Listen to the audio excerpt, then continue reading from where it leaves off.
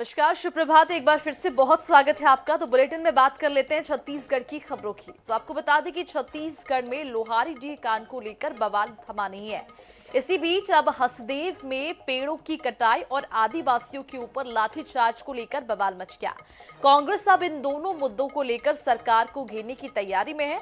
शनिवार को कांग्रेस के वरिष्ठ नेता हसदेव जाएंगे। वहां पर 21 अक्टूबर को कांग्रेस लोहारीडीह मामले में बड़ा प्रदर्शन करने वाली है। देखिए इस खास रिपोर्ट में।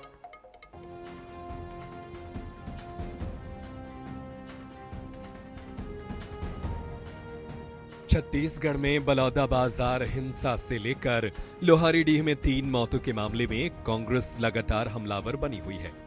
अब हसदेव में जंगलों की कटाई और आदिवासियों पर लाठीचार्ज पर कांग्रेस ने आक्रामकता दिखाई है। इस मुद्दे पर नेता प्रतिपक्ष राहुल गांधी और कांग्रेस महासचिव प्रियंका गांधी ने भी एक्स पर पोस्ट कर हमला बोला है। दूसरी ओर लोहारीडीह में कचरू की मौत के खुलासे को लेकर भी कांग्रेस ने आंदोलन की घोषणा कर दी है। 21 अक्टूबर को कांग्रेस कवर्धा में बड़ा प्रदर्शन करने जा रही है। प्रदेश में हो रही घटनाओं को लेकर कांग्रेस जहां अग्रेसिव मूड में नजर आई है, वहीं इन घटनाओं के विरोध में हो रहे प्रदर्शनों में ताकत दिखाने की कोशिश भी कर रही है। यही वजह है कि हसदेव का मुद्दा हो या लोहारीडीह का लगातार जुबानी जंग भी छिड़ी हुई है। पीसीसी चीफ दीपक बैज जहां हसदेव और लोहारीडीह के मुद्दे पर सरकार पर तीखा हमला बोलते नजर आए, वहीं उप मुख्यमंत्री विजय शर्मा भी पलटवार की मुद्रा में नजर आ रहे हैं।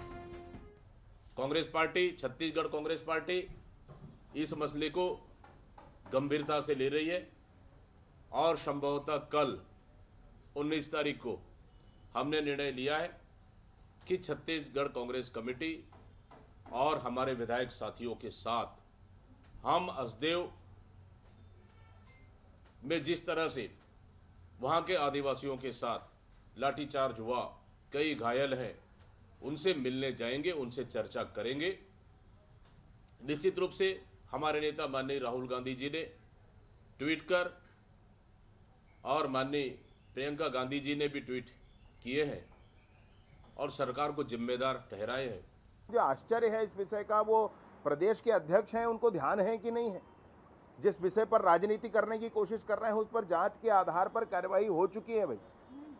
और दूसरा मसला मैं आपसे कहूं, पूर्व मुख्यमंत्री रहे हैं भूपेश बघेल जी, वो ये कह रहे हैं कि उस व्यक्ति के नाम पर जिसके जो पहले कचरू साहू के हत्या में जिसका नाम आया है, उस व्यक्ति के कहने पर पुलिस ने कोई कार्यवाही की है, ये कह रहे हैं वो। उनका वीडियो मैंने देखा, मुझे घोर आश्चर्य है इस विषय पर भी। कांग्रेस ने लोहारीडीह के मामले में जहां उच्च स्तरीय जांच की मांग रखी है, वहीं हसदेव के मुद्दे पर राहुल प्रियंका के एक्स पोस्ट यह बताने के लिए काफी है कि इस मुद्दे पर कांग्रेस लंबी लड़ाई का मन बना चुकी है। ऐसे में आने वाले समय में इन मुद्दों पर प्रदेश में सियासी घमासान और भी तेज हो तो आश्चर्य नहीं होना चाहिए।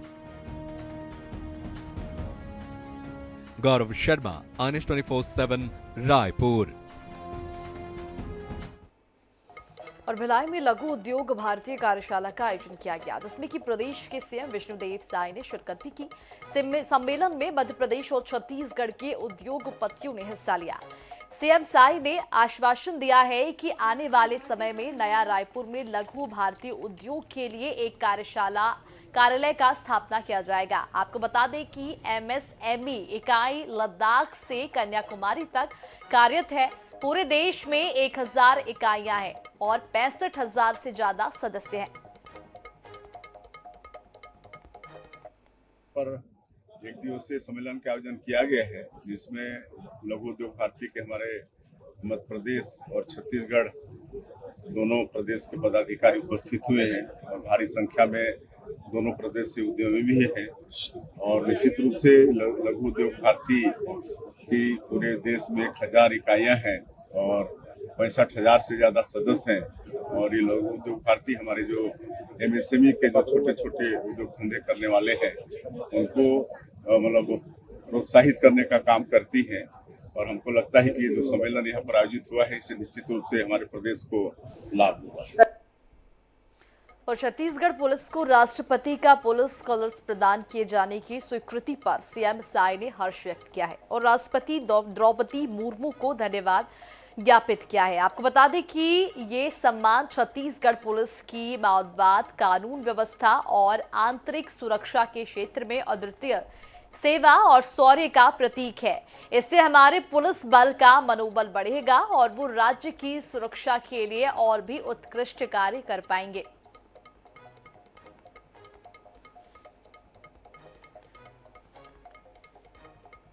और उधर दंतेवाड़ा के थुलथुली के जंगल में 4 अक्टूबर को हुए मुठभेड़ में नया अपडेट सामने आया। इस मुठभेड़ में 31 नहीं बल्कि 38 नक्सलियों की मौत हुई थी, जिनमें से 9 करोड़ 62 लाख का इनाम भी घोषित था। वहीं मुठभेड़ के बाद जवानों ने 31 नक्सलियों के शव साथ हैं, जिसके कुछ दिन बाद माओवादी संगठन पूर्वी बस्तर डिवीजन कमेटी ने प्रेस नोट जारी कर 7 और नक्सलियों की मौत की पुष्टि की थी। इधर बस्तर आईजी ने कहा है कि आगे भी माओवादियों के खिलाफ ऑपरेशन चलाया जाएगा और इलाके में जल्द ही शांति स्थापना की जाएगी। 4 अक्टूबर को जिला दंतेवाड़ा एवं नारायणपुर की सीमावर्ती तुलतुली इलाका में हुई पुलिस नक्सली मुठभेड़ के पश्चात कुल 31 माओवादियों का डेड बॉडी को पुलिस द्वारा रिकवर किए गए थे। उसके पश्चात माओवादी द्वारा जारी की गई प्रेस रिलीज में कुल 35 माओवादियों का उस मुठभेड़ में मृत्यु होने की जानकारी वो स्वीकार की गई। अन्य अलग अलग सूत्रों से हमको प्राप्त जानकारी अनुसार उसका हम सब वेरीफाई किया। कुल मिलाकर उस मुठभेड़ में टोटल 38 माओवादियों का मृत्यु होने की जानकारी हमारे पास प्राप्त हुई और उसका नामजद सूची भी हम आज जारी किया है। उधर जशपुर में तहसीलदार कार्यालय का छत अचानक से भरभरा कर गिर गया। इसी दौरान अधिकारी बाल बाल बच गए। कर्मचारी छत गिरने से कंप्यूटर हुआ है चकनाचूर। आपको बता दें कि बगीचा अनुविभाग के तहसीलदार चैम्बर का ये पूरा मामला है। तो जबलपुर की खबर आप तक पहुंचा दें, जहां पर तहसीलदार कार्यालय का छत अचानक से गिर पड़ा। गनीमत रही कि कोई भी इस दौरान घायल नहीं हुआ है, जान माल की हानि इस दौरान नहीं हुई है। फिलहाल इस पूरे मामले में छानबीन की जा रही है, किन वजह से ये छत गिरी है, इसके लिए जांच पड़ताल जारी है। आपको बता दें कि छत गिरने से कंप्यूटर चकनाचूर हो गया है। तस्वीरें आप देख पा रहे, बगीचा अनुविभाग के तहसीलदार चैम्बर का ये पूरा मामला है। तो तहसीलदार कार्यालय का छत अचानक से भरभरा कर गिर पड़ा, जिसके बाद अधिकारी बाल बाल बच गए।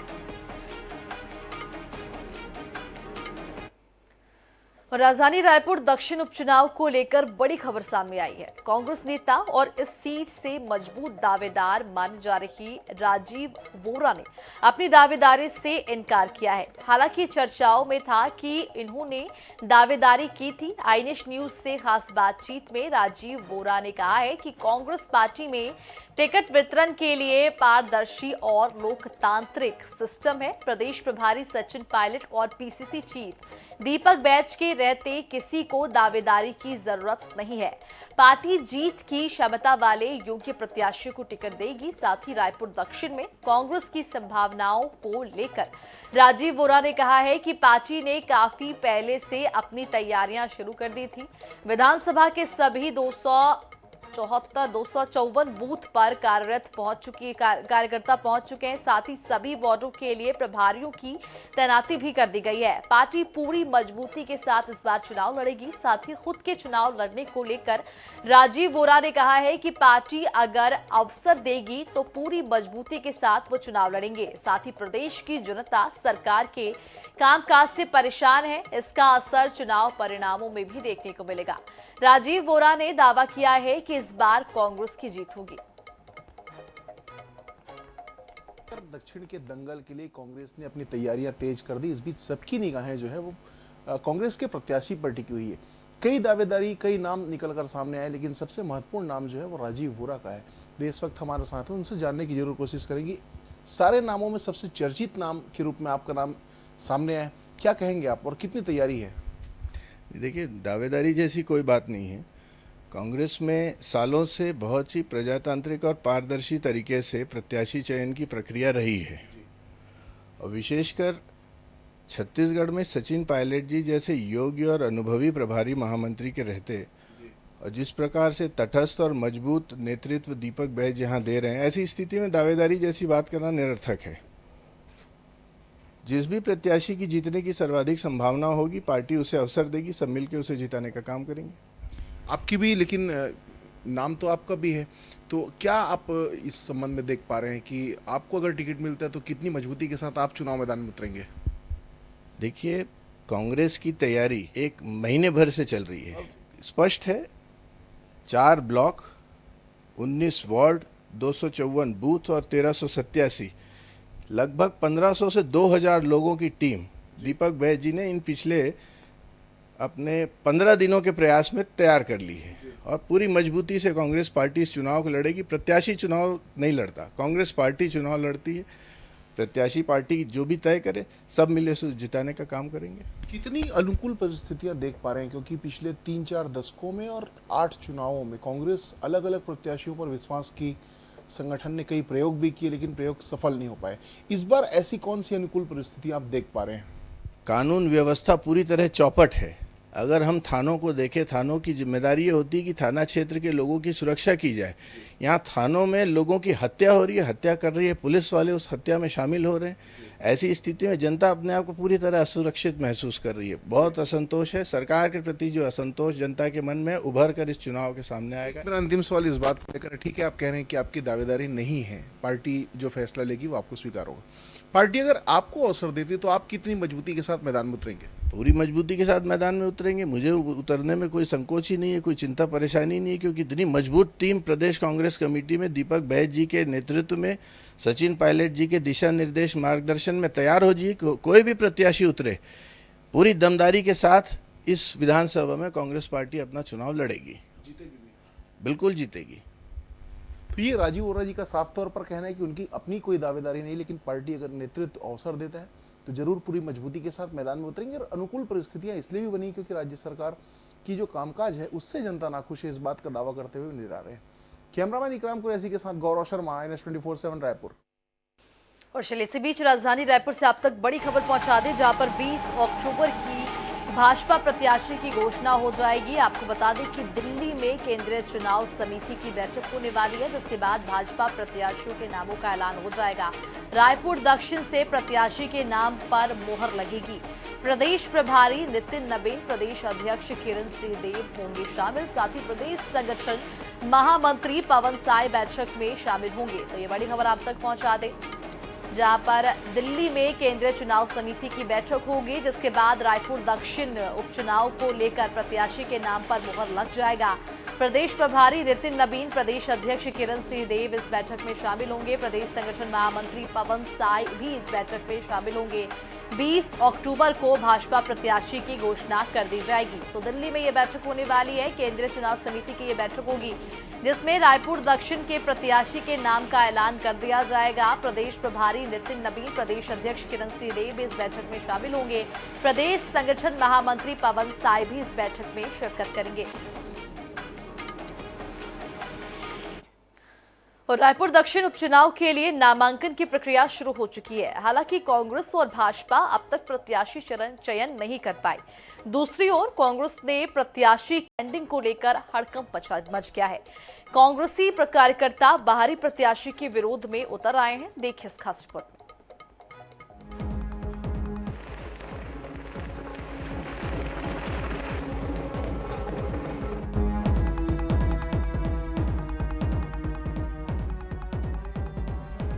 देखिए, अभी तो पार्टी के हमारे वरिष्ठ नेता लोग तय करेंगे।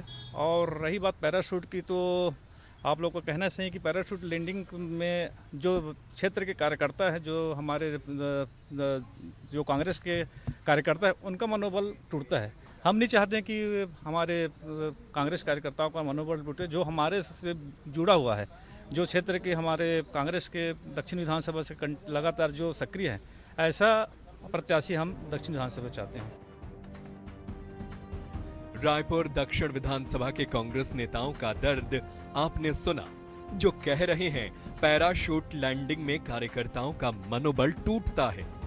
दरअसल दक्षिण के दंगल में पैराशूट लैंडिंग का सिलसिला पुराना है। रायपुर दक्षिण में कांग्रेस के कई ऐसे नेताओं की पार्टी पैराशूट लैंडिंग करा चुकी है। ताजा मामला 2023 के चुनाव में महंत राम सुंदर दास की पैराशूट लैंडिंग का है, जिसने पूरे प्रदेश में हार का कीर्तिमान रचा और कांग्रेस को 67,000 मतों से पराजय का सामना करना पड़ा। यही वजह है कि कांग्रेस के कार्यकर्ता इस बार किसी भी बाहरी या पैराशूट प्रत्याशी को टिकट दिए जाने का विरोध कर रहे हैं। जैसे ही कार्यकर्ताओं को खबर मिली कि इस बार भी किसी पैराशूट से किसी प्रत्याशी की लैंडिंग हो सकती है, तो कार्यकर्ता पीसीसी चीफ दीपक बैज के घर पहुंचे। उनसे स्थानीय नेताओं को ही टिकट देने की मांग की। बताया जा रहा है कि रायपुर दक्षिण से पारस चोपड़ा, राजीव वोरा, राजकमल सिंघानिया जैसे कई नेताओं के नाम चर्चा में हैं, जिन्हें कांग्रेस कार्यकर्ता पैराशूट लैंडिंग करार दिया। पीसीसी चीफ दीपक बैज ने कहा कि कार्यकर्ताओं से लगातार प्रत्याशी को लेकर चर्चा कर रहे हैं। कार्यकर्ताओं की मंशा के अनुरूप ही प्रत्याशी होगा। वहीं रायपुर दक्षिण विधानसभा के भाजपा चुनाव प्रभारी और स्वास्थ्य मंत्री श्याम बिहारी जायसवाल का कहना है कि कांग्रेस में अभी से पैराशूट और स्थानीय प्रत्याशी को लेकर लड़ाई शुरू हो गई है।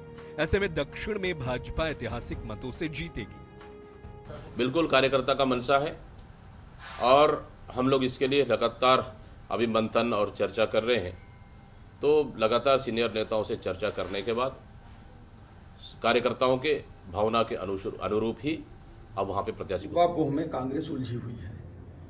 अभी कई नाम बाहर के भी आ रहे हैं, कई ऐसे नाम आ रहे हैं वो कांग्रेस के कार्यकर्ताओं में ही चर्चा के एक विषय बना हुआ है कि पैराशूट लैंडिंग होने वाला है। तो कांग्रेस के लोग खुद ही आपस में अभी से ही इस बात को लेकर खींचातानी कर रहे हैं कि कैंडिडेट पैराशूट होगा कि लोकल होगा कि पुराना होगा कि नया होगा, जबकि भारतीय जनता पार्टी में ये सब बातें नहीं है। पैराशूट लैंडिंग के जरिए कांग्रेस ने 2023 के विधानसभा चुनाव के साथ ही 2024 के लोकसभा चुनाव में भी कई प्रत्याशी उतारे, लेकिन महंत राम सुंदर दास से लेकर पूर्व सीएम भूपेश बघेल तक अधिकतर प्रत्याशियों को हार का सामना करना पड़ा। यही वजह है कि दक्षिण के दंगल में भी पैराशूट प्रत्याशी का विरोध तेज हो गया है। अब पार्टी वाकई कार्यकर्ताओं की मंशा से टिकट देगी या हाईकमान एक बार फिर पैराशूट प्रत्याशी पर भरोसा करेगा, इस पर सभी की निगाहें टिकी हुई हैं। गौरव शर्मा, आनिश 24/7 रायपुर। उधर रायपुर दक्षिण विधानसभा उपचुनाव का बिगुल बज चुका है। बीजेपी और कांग्रेस के प्रत्याशी चयन को लेकर पार्टी के अंदर मंथन तेज हो गई है। साथ ही रायपुर दक्षिण 40 साल से बीजेपी का गढ़ रहा है, लेकिन इस चुनाव में कांग्रेस पूरे दमखम के साथ मैदान में उतरने की तैयारी में है। चुनाव में किसका पलड़ा भारी होगा, किसका पलड़ा हल्का होगा, ये 23 नवंबर को ही पता चल पाएगा। देखिए इस खास रिपोर्ट में।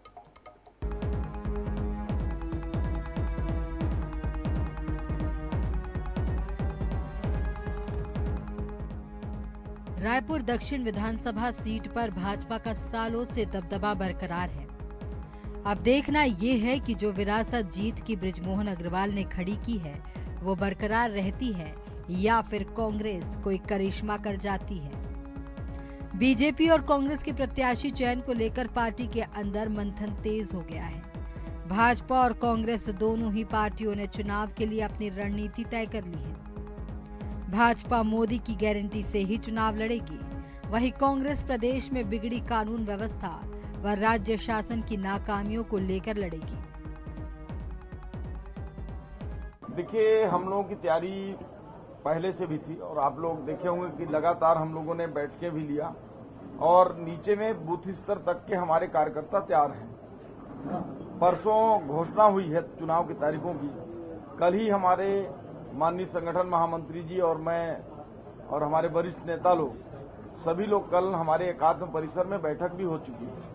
आज भी मैं स्वयं मंडलों की बैठक लेने जा रहा हूं और काम को नीचे तक आवंटित करके हम लोग जो है चुनाव की तैयारियां चालू कर दी है। कांग्रेस के लिए रायपुर दक्षिण विधानसभा की सीट एक बड़ी चुनौती है। उपचुनाव जीतने के लिए कांग्रेस भी पूरा दमखम लगा रही है। पार्टी एक मजबूत प्रत्याशी को मैदान में उतारने के लिए मंथन कर रही है।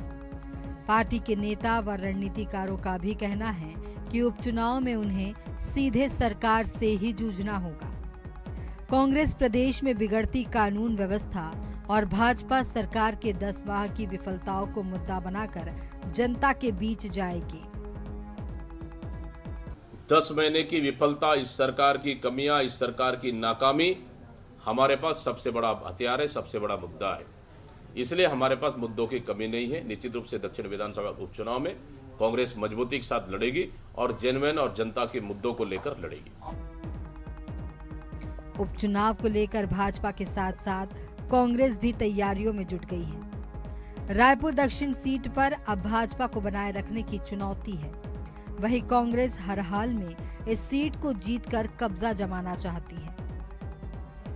कांग्रेस और बीजेपी आलाकमान से लगातार रणनीति को लेकर चर्चा कर रहे हैं। बहरहाल रायपुर दक्षिण में आखिर जनता किसके साथ और किन मुद्दों पर अपना वोट डालती है, ये देखना है।